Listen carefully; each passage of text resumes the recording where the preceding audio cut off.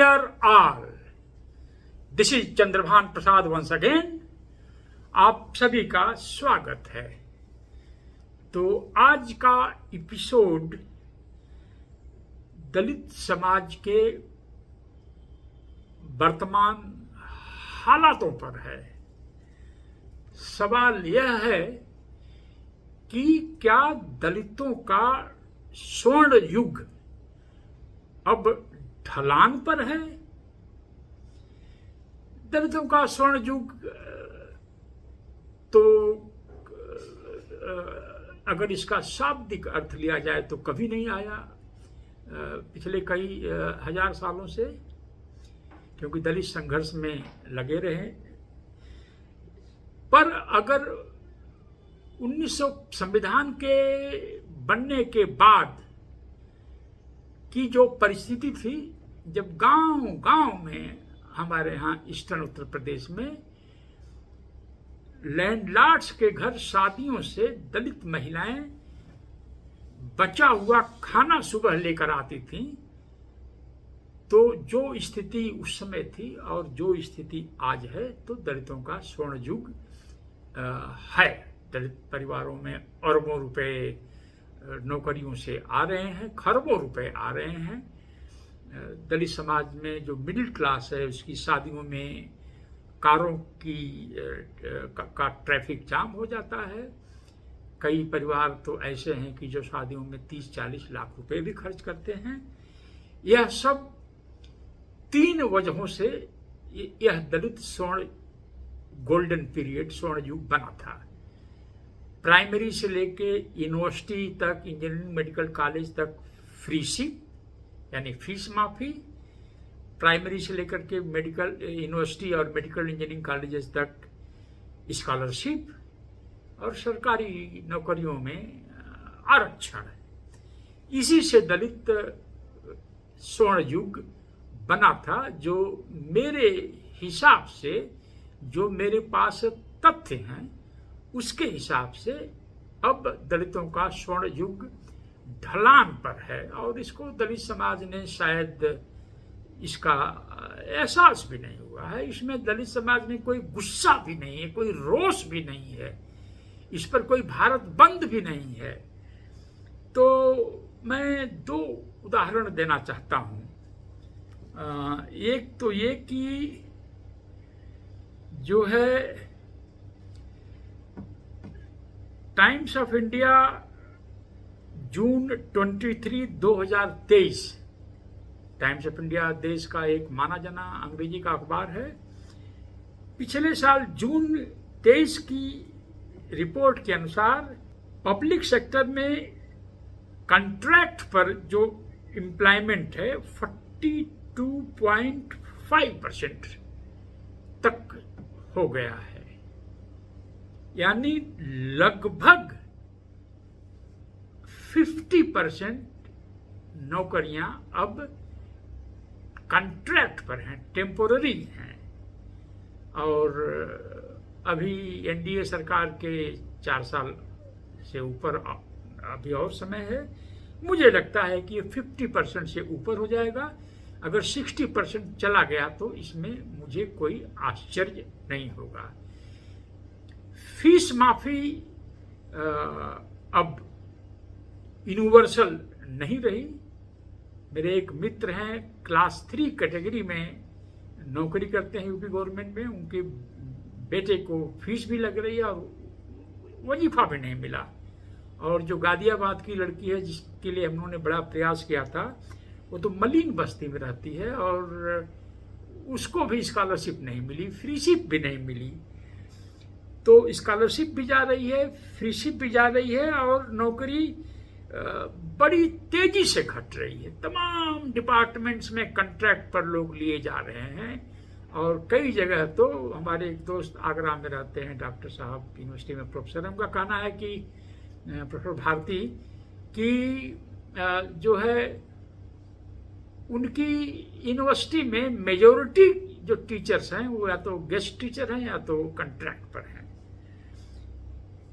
दूसरी फिगर ये है कि पिछले 3 वर्षों में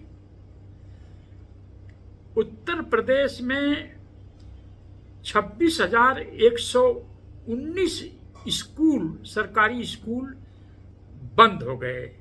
उत्तर प्रदेश में 26,119 स्कूल।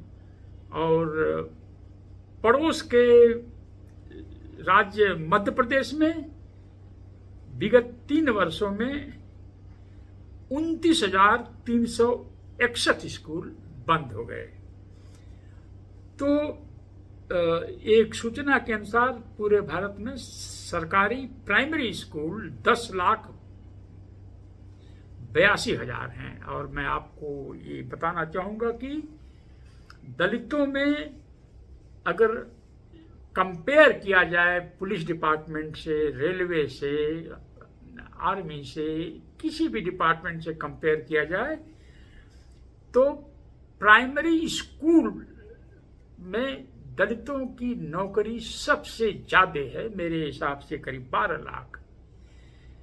तो अगर 3 साल में 29,000 मध्य प्रदेश में बंद हो गए, उत्तर प्रदेश में 26,000, इसमें बंद होने के 2 कारण हैं।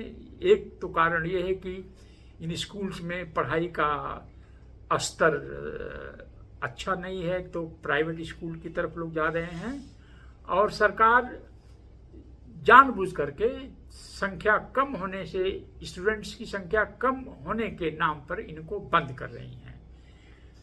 तो अगर यही प्रोसेस चलता रहा तो 2030 तक ऐसा हो सकता है, या 2035 तक, कि बड़े भारी पैमाने पर